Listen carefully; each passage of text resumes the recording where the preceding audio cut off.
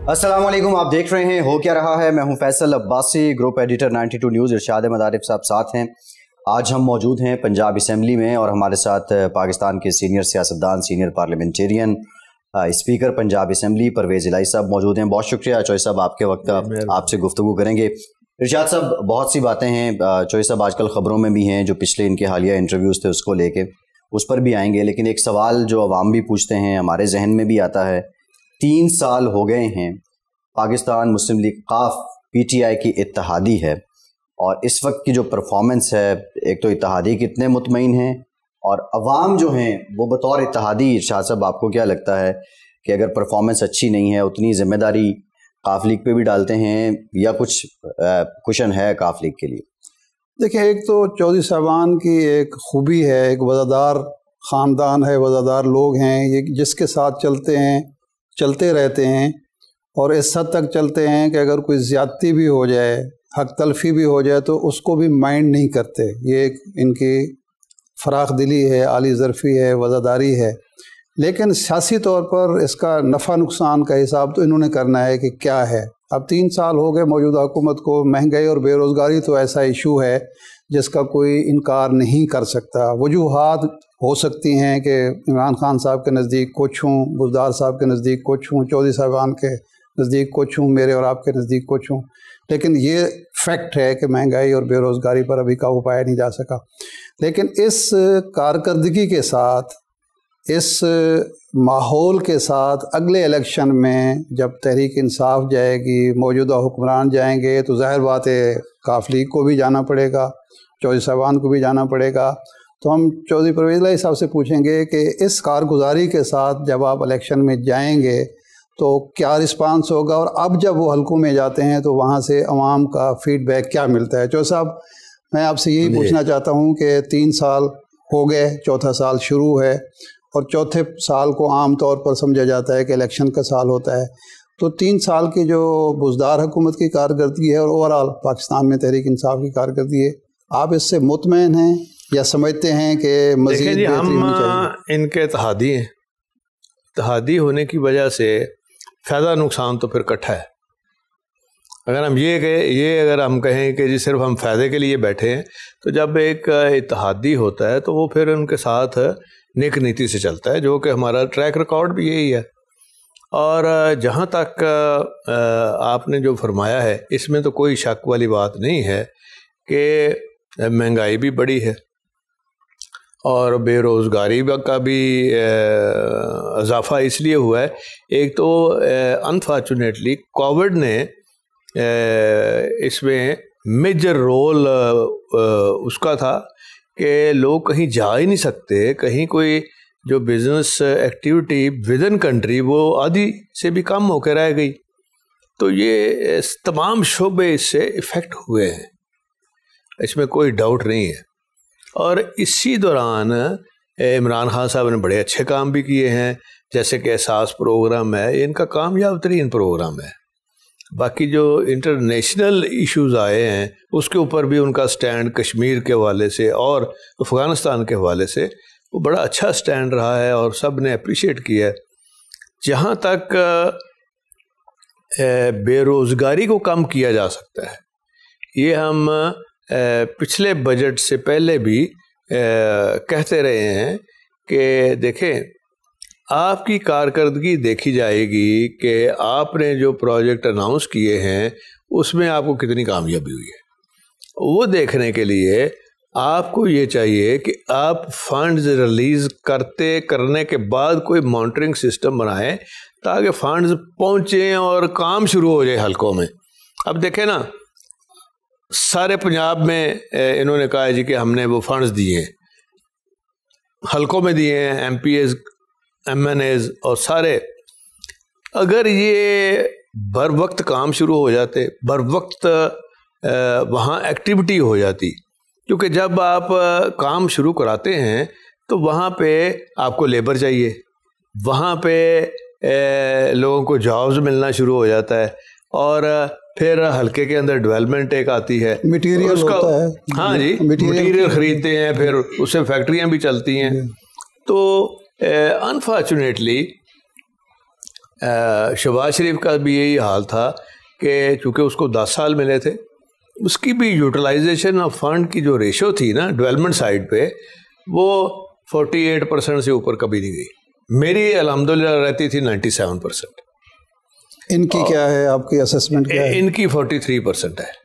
اس سے بھی کم؟ اس سے بھی کم ہے. اچھا. تو میں نے یہی ان کو بار بار کہا ہے. اب خیر انہوں نے ایفرٹ تو شروع کی، اب دیکھیں کہاں تک کامیاب ہوتی ہے. یہ جو یوٹیلائزیشن کم ہے، یہ کوئی نااہلی کا ہے، سستی کا ہے، عدم تعاون ہے بیوروکریسی کا؟ نہیں، کوئی عدم تعاون نہیں. اچھا.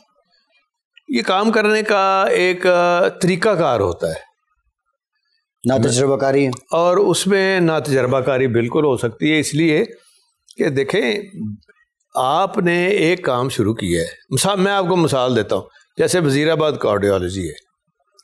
پچھلے سال ہم نے فنڈز جو ریلیز کرائے وہ ہمیں ملے یہ اس بجٹ سے پہلے.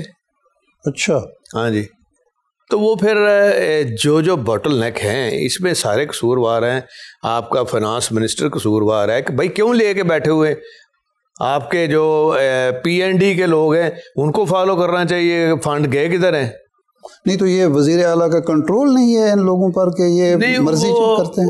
ان کو فالو کرنا چاہیے نا جی.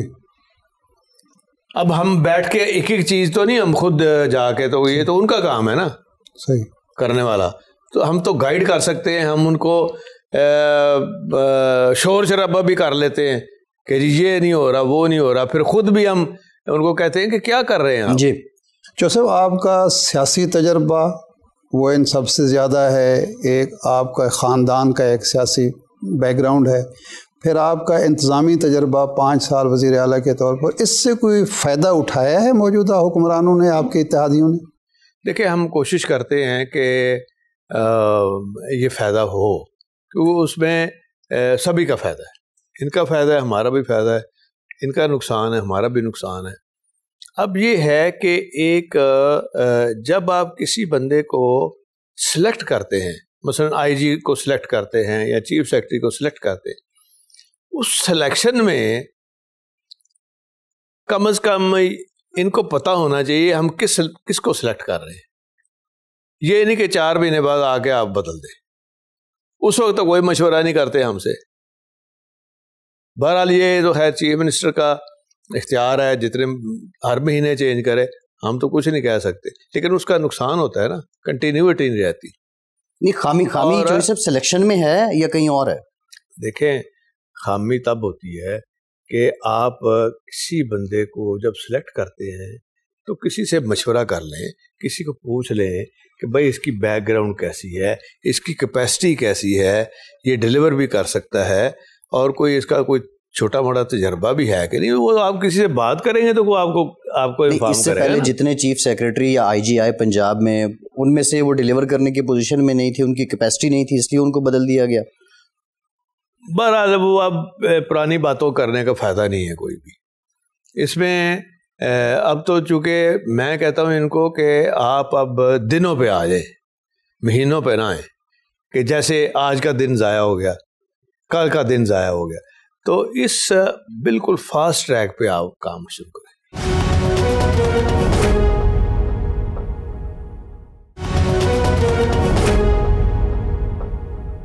چوہی صاحب، آپ کے دور میں پاکستان میں گورننس بہت بہترین تھی. بہت بڑی آفت آئی زلزلے کی صورت میں، بڑا زبردست طریقے سے آپ کی حکومت نے اس کو ٹیکل کیا. ابھی آپ نے وزیر آباد کارڈیالوجی کا ذکر کیا. کچھ پروجیکٹس ہیں، جس طرح یہ نئی بلڈنگ کا پنجاب اسمبلی کی یہ پروجیکٹ تھا. پنڈی میں ہم دیکھیں تو TB ہاسپٹل تھا، جو ابھی دوبارہ 10-12 سال بعد اس پہ کام ہوا.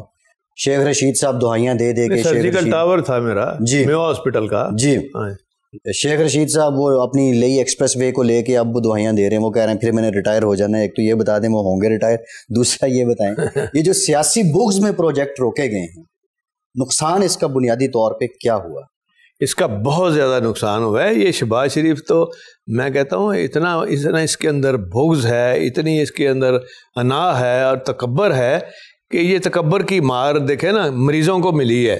وہاں اب 350 کے اوپر ابھی بھی ویٹنگ ہے وہاں پہ جو آپریشن ہو رہے ہیں نا وزیر آباد کارڈیالوجی. تو یہ کس کا نقصان کیا ہے اس نے؟ عوام کا نقصان کیا ہے نا. اور یہ بڑا عوام دوست بنتا ہے. خادم اعلیٰ کس چیز کا خادم بھائی؟ اور دوسری بات یہ ہے کہ اب جو سلسلہ ہے اس میں میں یہ سمجھتا ہوں کہ جو بھی ٹیم ہے اس کو یہ صحیح طریقے سے سلیکٹ کر کے پھر اس کو بار بار چینج کرنے کا فائدہ نہیں ہوتا, اور ان سے کام لیں.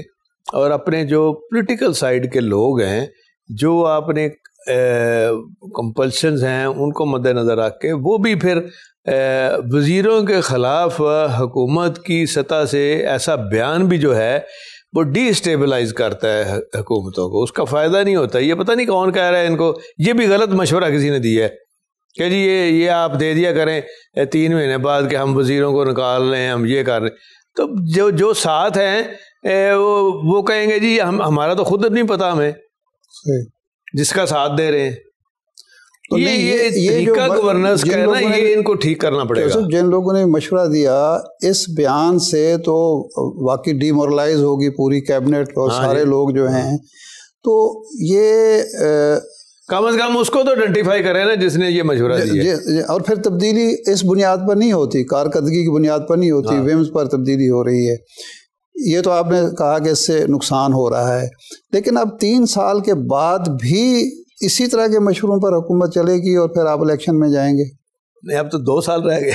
2 سال رہ گئے نا 3 سال کے بعد. جی, تو ان کو کرنا چاہیے. بس میں تو یہ کہہ سکتا ہوں کہ جی یہ نقصان ہو رہا ہے, اب ایک دن نقصان ہو رہا ہے. شہباز شریف صاحب کا آپ نے کہا کہ وہ اس طرح سے انتقامی ذہن تھا.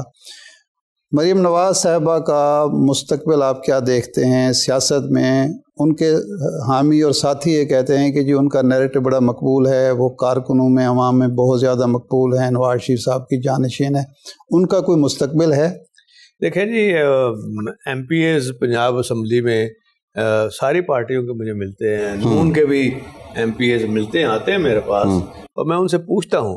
وہ کنفیوز ہیں کہ اپنی پارٹی کے لوگ کنفیوز ہیں, کیونکہ نواز شریف صاحب سپورٹ کر رہے ہیں مریم بی بی کو, اور ایک سائیڈ پہ شہباز شریف صاحب اور حمزہ صاحب, ان کی ڈیفرنٹ سوچ اور لائن نظر آ رہی ہے.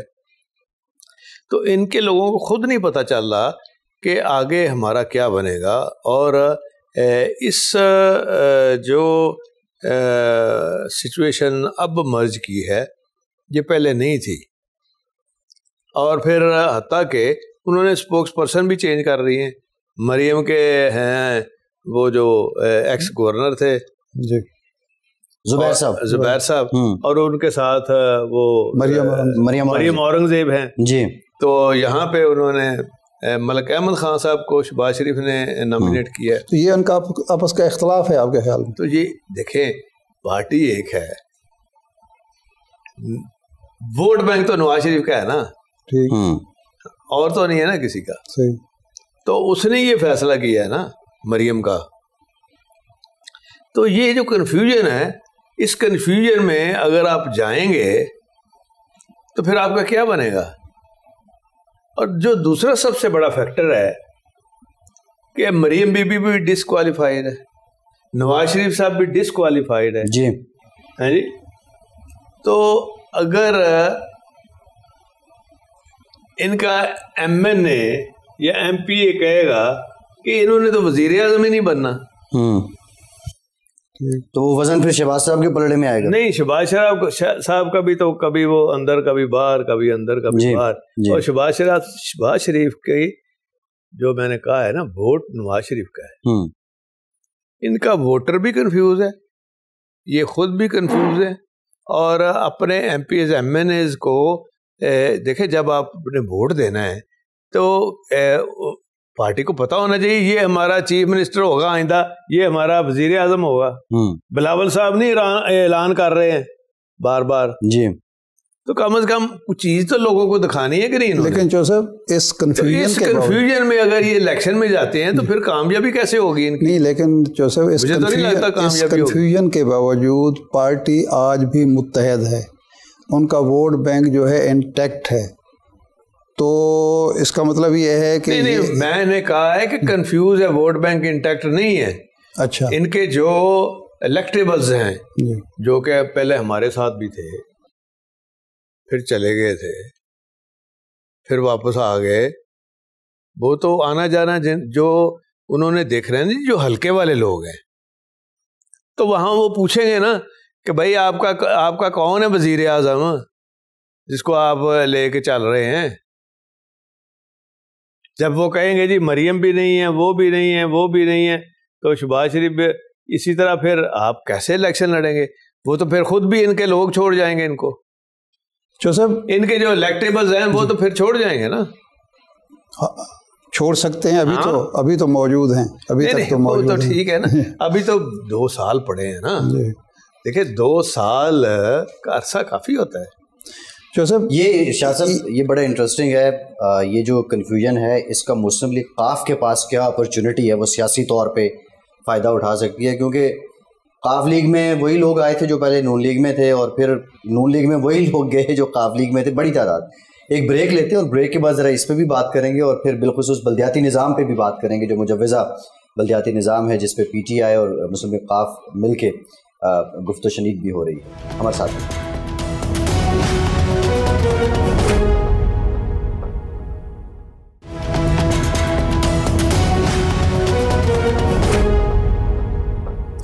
بریک کے بعد ایک بار پھر سے آپ کو خوش آمدید کہیں گے۔ چودھری پرویز الہی صاحب ہمارے ساتھ موجود ہیں۔ چودھری صاحب، آپ نے بریک سے پہلے بات کی کنفیوژن کی، نون لیگ میں کنفیوژن ہے، اور اب کی بار جو کنفیوژن ہے وہ حقیقی لگ رہی ہے۔ آپ کے پاس ایم پی ایز آتے ہیں، مسلم لیگ قاف پھر سے بڑی جماعت تو آپ ہیں، ظاہر حکومتیں آپ نے کی ہیں، لیکن یہ لوگ آپ کے ساتھ جڑنے کو پھر سے تیار ہیں، وہ اس طرح کی رائے رکھتے ہیں۔ پھر ایک یہ بھی ہم نے دیکھا کہ پچھلے دنوں یہ بھی ایک بات آئی تھی کہ مسلم لیگیں جو ہیں یا مسلم لیگی لوگ جو ہیں وہ پھر سے اکٹھے ہو جائیں، کیا اس پہ بھی کوئی بات چیت ہو رہی ہے؟ ایسا بھی کچھ ہو سکتا ہے؟ نہیں، دیکھیں ایک چیز تو ہے کہ کئی لوگ جو ہیں وہ پی ٹی آئی میں نہیں جانا چاہتے، جو پرانے مسلم لیگی بھی تو فیملی چلی آ رہی ہے نا، کئی لوگ ہیں، تو ان کے لیے تو یہ راستہ ہے ہمارا۔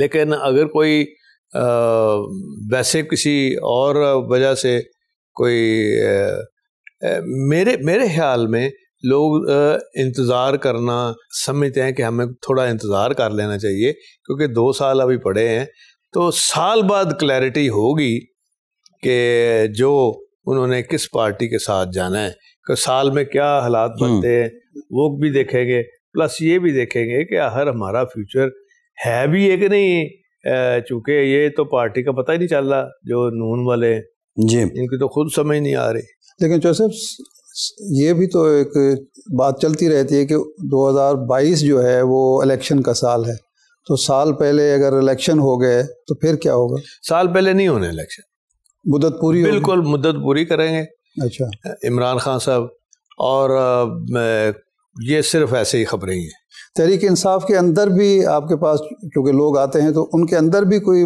بے چینی یا اضطراب ہے؟ دیکھیں وہ جو ہے نا اس طرح کا اضطراب یہ تو ساری پارٹیوں میں ہوتا ہے، اور جو بھی اقتدار میں ہو، ایک کسی کا کام نہیں ہوا تو وہ وقتی ہوتا ہے۔ اچھا، کوئی ایسی بات نہیں ہے کہ ایک بڑا اس میں کوئی یہ جہانگیر ترین گروپ جو سامنے آیا تھا، 28-32 لوگ سامنے آ گئے، یہ رہیں گے؟ یہ رہیں گے نہیں، اسی طرح انجوائے کر رہے ہیں، وزارتیں میں بیٹھے ہیں ابھی، اچھا ایڈوائزر بھی ہیں اور وزارتوں میں بیٹھے ہوئے ہیں، ٹھیک، تو انجوائے کر رہے ہیں وہ۔ اس گروپ کا ویسے مستقبل کوئی ہے؟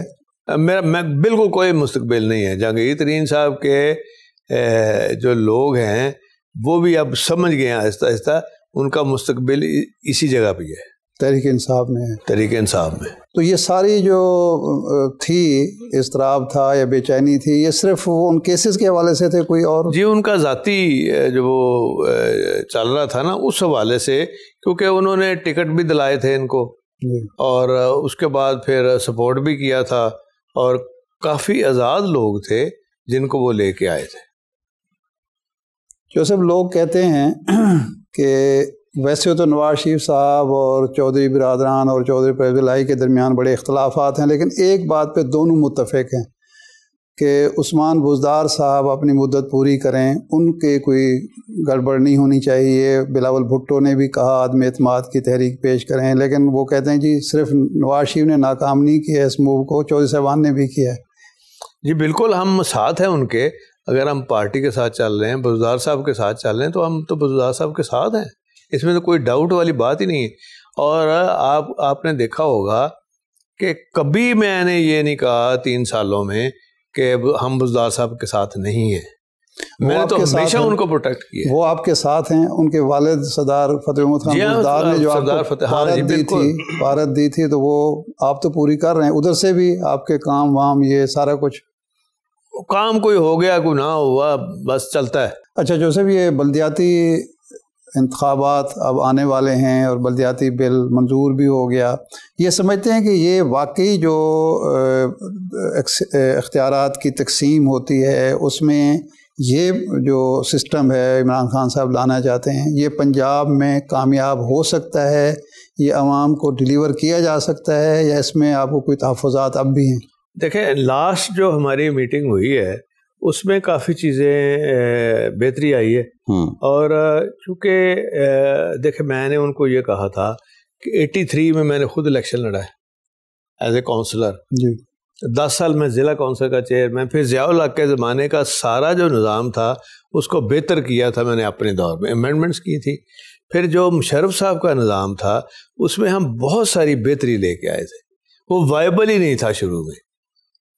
وہ پتہ نہیں وہ جنرل نقوی صاحب نے کبھی کو جاپان کی بات کرتے تھے, کبھی سوئٹزرلینڈ کی بات کرتے تھے, تو وہ کوئی سر پاؤں نہیں تھا ان کا.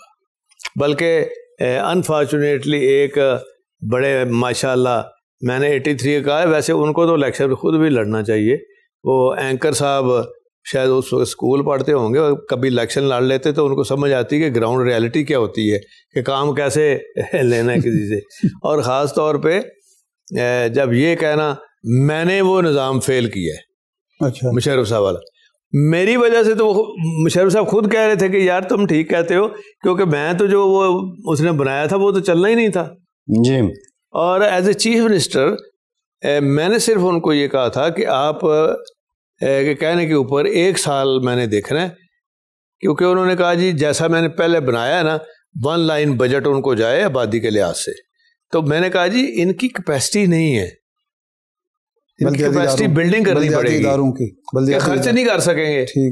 تو سال بعد ہم بیٹھے تو میں نے کہا جی میری یہ یوٹیلائزیشن ہے 97% فنڈز کی, تو ان کی ہے 25%. تو باقی پیسے ادھر پارک پڑے ہیں, اس کا فائدہ کیا؟ تو یہ چیزیں اس کو پتہ ہو سکتی ہیں کہ جس نے نظام میں اس پورے پروسیس سے گزرا ہو اور کام کیا ہو. ادھر بیٹھ کے کوئی چینل پہ بولنا شروع کر دے کہ نہیں جی یہ نظام اس طرح نہیں ہے, میں سمجھتا ہوں کہ یہ ہے. بھائی نہ آپ کبھی خود الیکشن لڑے ہیں, نہ کبھی آپ اس پروسیس سے گزرے ہیں, تو بیٹھ کے دعوے کرنے تو کوئی بھی کر لے. تو ان کو بھی میں نے یہ کہا تھا کہ دیکھیں جب تک ہم اس نظام کے قریب نہیں آئیں گے, آپ ٹھیک ہے چلیں آپ کہتے ہیں جی کہ ڈائریکٹ الیکشن کرانا ہے, تو ہم نے کہا جی بے شک کرا دیں ڈائریکٹ, جی ہمیں تو کوئی اعتراض نہیں. جوسف پرویز مشرف کا ذکر آ گیا. اس وقت افغانستان کی صورتحال آپ کے سامنے ہے, امریکہ پسپا ہو گیا. اس وقت جب پرویز مشرف صاحب نے فیصلہ کیا امریکہ کا ساتھ دینے کا, اس وقت آپ ان کے ساتھ نہیں تھے, لیکن 2002 میں آپ حکومت میں آ گئے, آپ کی ہی پارٹی برسر اقتدار تھی. آج آپ اسیس کریں تو کیا پرویز مشرف نے جو غیر مشروط فیصلہ کیا تھا تعاون کا وہ درست تھا؟ دیکھیں مشروط تو غیر مشروط والی بات ہی کوئی نہیں تھی اس وقت. جی کیونکہ ہم تو نہیں تھے, لیکن بعد میں ہم نے پوچھا جی تو وہ تو پوچھ ہی نہیں رہے تھے ان سے کچھ بھی. اچھا ہاں سب کچھ انہوں نے خود کر لیا؟ نہیں وہ تو کہہ رہے تھے ہم نے چھوڑنا نہیں کسی کو. اچھا اس وقت دیکھے نا حالات کیا تھے کہ 2 بڑے واقعات ہوئے تھے, ان کی تاریخ میں کبھی یہ نہیں ہوا کہ اتنا بڑا جو 9/11 کا واقعہ تھا, وہ جو ان کا پورے کا پورا ورلڈ ٹریڈ سینٹر ہی سارا چلا گیا, پھر پینٹاگون کے اوپر حملہ ہو گیا. اور اب یہ چیزیں امریکہ کے لیے ہضم تو نہیں ہونی تھی. تو پاکستان کا تو اس وقت بھی ملا عمر صاحب کے ساتھ تعلق تھا, اور انہوں نے بلکہ کوشش بھی کی تھی کہ بھائی ہم اس کو ٹھیک کرا دیتے ہیں ہاں، اور جو آپ اکیلے ناردرن الائنس کو لے کے چل رہے ہیں نا، یہ ان کی کیپیسٹی نہیں ہے، کیونکہ وہ بڑا تھوڑا سا ایک گروپ ہے. جب تک آپ سب کو آن بورڈ نہیں لیں گے، جو سب سے بڑے جن کا کنٹرول ہے، جو میجورٹی میں ہیں، ان کو آپ اگنور کر کے تو افغانستان میں امن نہیں لا سکتے. یہ بات ہوئی تھی اس وقت، کی تھی انہوں نے، لیکن چونکہ وہ جس طاقت کے ساتھ وہ آ رہے تھے اس میں تو کوئی کچھ بھی نہیں کر سکتا تھا. ورلڈ پاور ہے. جب روس نے وہاں حملہ کیا تھا تو کسی کو پوچھا تھا؟ پاکستان کو یا کسی کو پوچھا تھا؟ نہیں، حملہ کرنا ایک اور چیز ہے، تعاون کرنا دوسری چیز ہے. ہم نے روس کے حملے کو پہلے دن سے کہا کہ نہیں یہ غلط ہوا ہے. وہ تو کہا نا، یہ امریکہ نے جو کہہ دیا جی، تو ہمیں سوٹ کرتا تھا کہنا. ہاں جی، کہنا سوٹ کرتا تھا نا، ہمارے ملک کو سوٹ کرتا تھا. یہاں تو وہ لیکن یہاں کے حالات کیا تھے جب مشرف صاحب آئے تھے؟ یہاں کے حالات، ان کے پاس تنخواہیں دینے کے پیسے نہیں تھے. جی، جب نواز شریف گئے تھے نا، جی، تنخواہ کے پیسے نہیں تھے اس وقت. اسٹیٹ بینک کے گورنر تھے نا، عشرت صاحب سے پوچھے نا ذرا، میں پوچھتا تھا ان کو تنخواہ دینے کے لیے. ان کو وہ جب باہر سے کوئی چیز آ جاتی تھی یا منگانے کے لیے، یہ حالات تھے، خزانہ تو بالکل خالی تھا.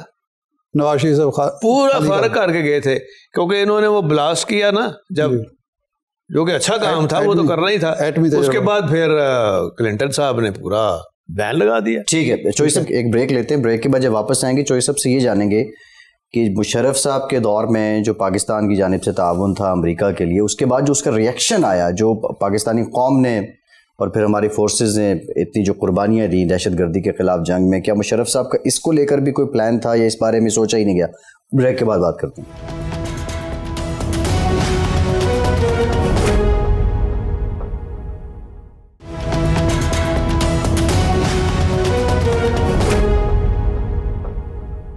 بریک کے بعد ایک بار پھر سے آپ کو خوش آمدید کہیں گے. چوئی صاحب، جب یہ امریکہ کے ساتھ تعاون کی بات کی گئی، مشرف صاحب نے تعاون کیا، اس وقت تو آپ حکومت میں نہیں تھے، لیکن اس کے بعد سے آپ حکومت میں تھے، اور جب آپ حکومت میں تھے کیا مشرف صاحب کو یہ بات آپ نے باور کروانے کی کوشش نہیں کی کہ ہمیں کوئی سدے باب ڈھونڈنا ہوگا، ورنہ یہ جو ہم تعاون کر چکے ہیں اس کا ریئیکشن بڑا شدید آئے گا، اور جو بعد میں آیا بھی؟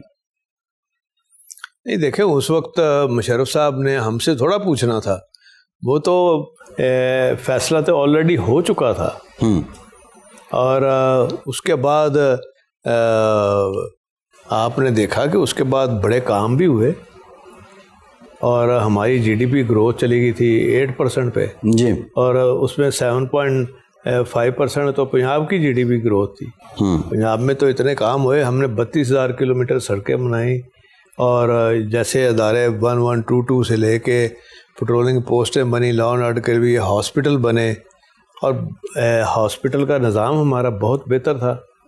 تو دیکھیں اس وقت اتنے کام ہو رہے تھے، تو اس کا سائیڈ افیکٹ تو پہلے ہی آ گیا تھا. سائیڈ افیکٹ تو پہلے آ گیا جب الیکشن ہوئے، ایم ایم اے وہاں جیت گئی فرنٹیئر میں، تو وہ سائیڈ افیکٹ ہی تھا. نہیں چوہدری صاحب، یہ خود کش حملے شروع ہوئے، ہماری پھر 70,000 افراد کی قربانی ہے، اس میں پھر فوجی ہمارے شہید جوان بھی شہید ہوئے، لیفٹنٹ جنرل کی سطح تک کے لوگ، وہ بھی تو اسی کا ایفیکٹ تھا نا، اس تعاون کا.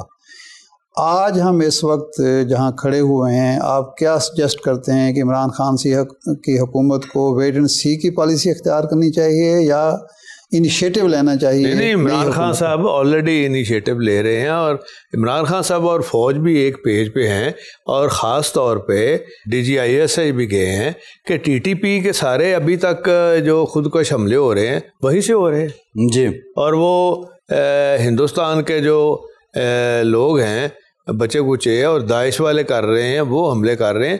تو یہ چونکہ وہیں سے آ رہے ہیں، تو اس لیے ان کو جا کے انہوں نے کہا ہے جی کہ ان کو کنٹرول کریں.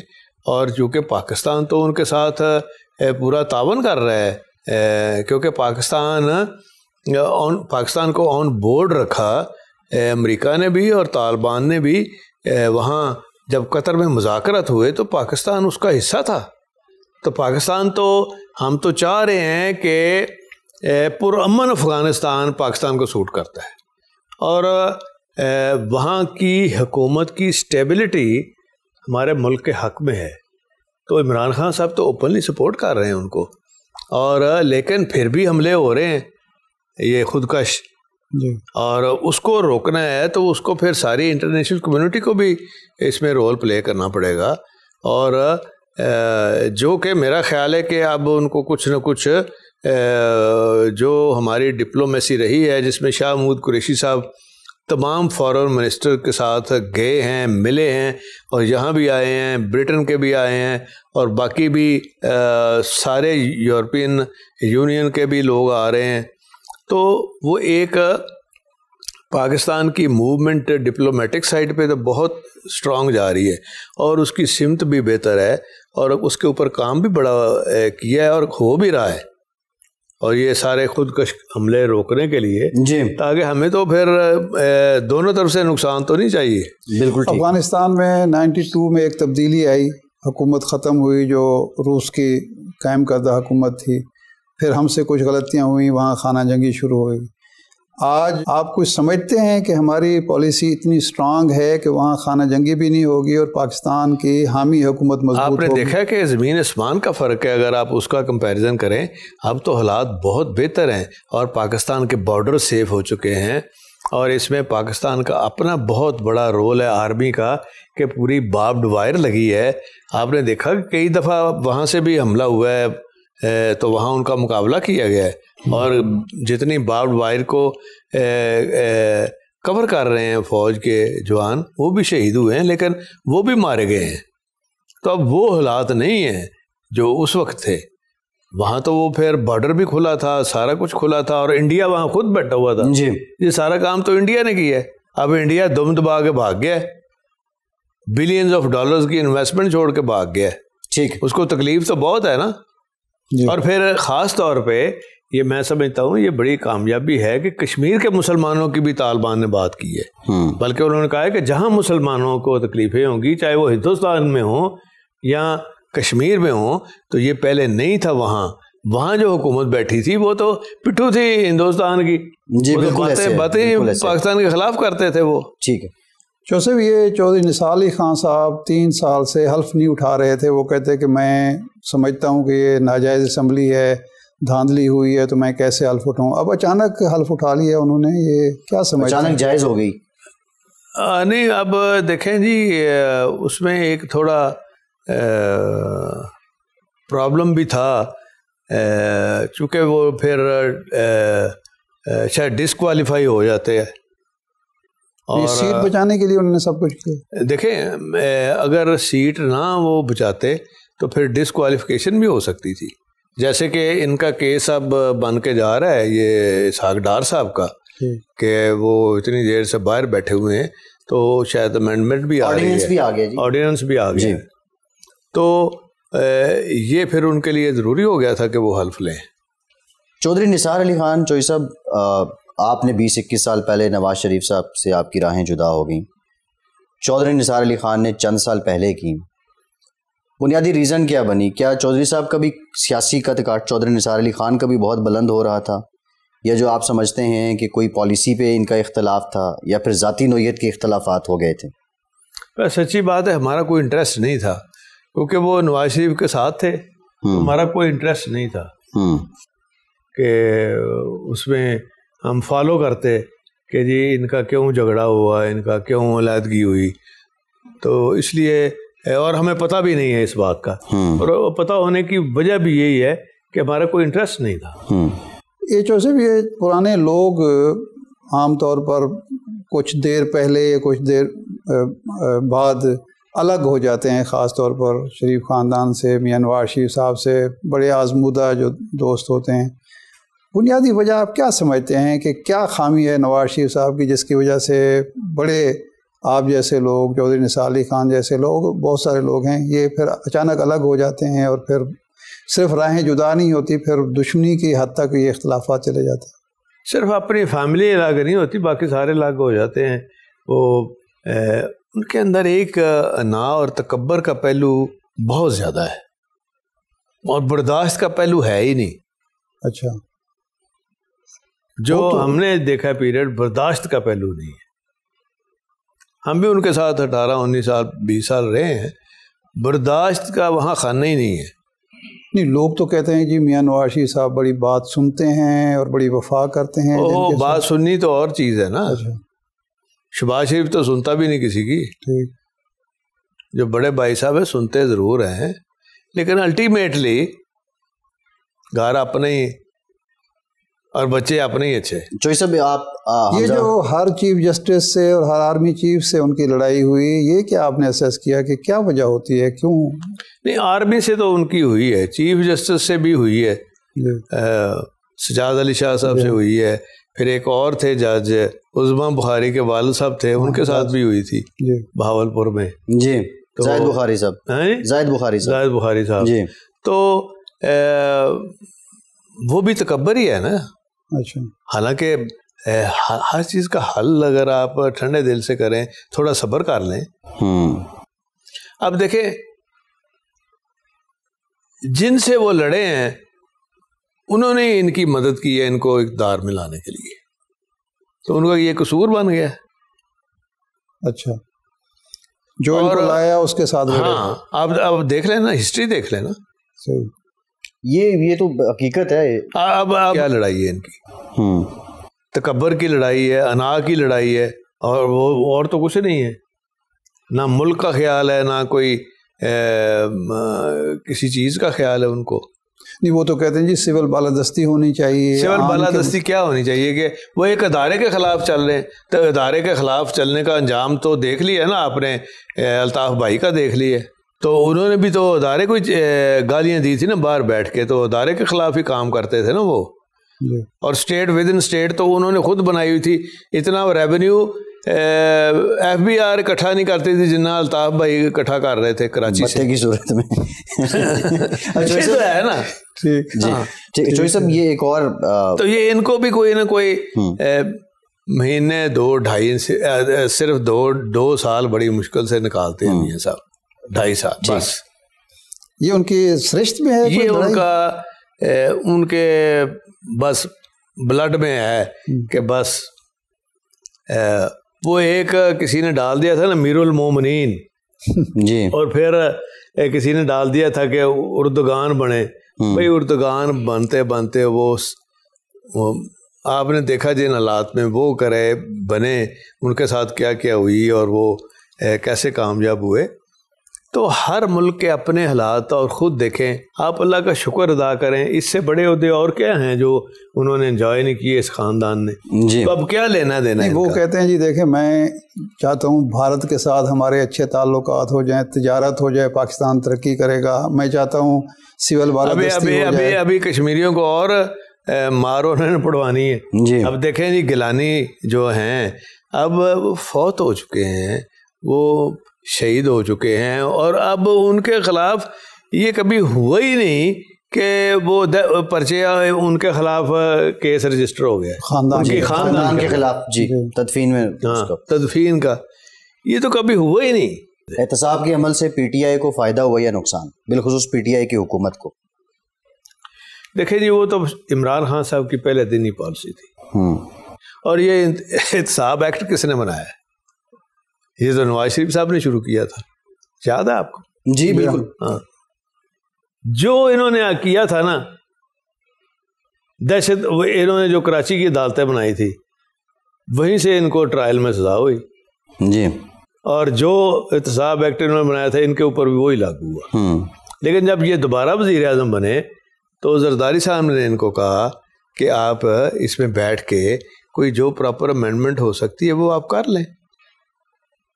ہاں, لیکن یہ کالا کوٹ پہن کے تو ان کے وزیر اعظم کو تبدیل کرنے نکل گئے تھے گیلانی صاحب کے خلاف. جی. تو اس کا نتیجہ پھر دیکھا ہے نا انہوں نے کیا نکلا ہے, آج بھگت رہے. یہ جو P T I Imran Khan صاحب کی ڈرائیو ہے, اس کا آپ سمجھتے ہیں کہ فائدہ ہوا عمران خان صاحب کو فائدہ ہوا, وہ احتساب کرنے میں کامیاب ہو پائے. دیکھیں ان کی پالیسی ہے, وہ ابھی تک چل رہا ہے احتساب, اور کبھی وہ کسی کی ضمانتیں ہو رہی ہیں, کسی کی وہ جیل جا رہے ہیں, کسی کا کچھ ہو رہا ہے, تو یہ ان کی ایک پالیسی کا حصہ تھی. کیونکہ پھر لوگوں نے کہنا تھا جی کہ آپ نے کیا کیا ہے ان کا, کیونکہ آپ کا تو یہ تھا, آپ نے یو ٹرن لے لیا.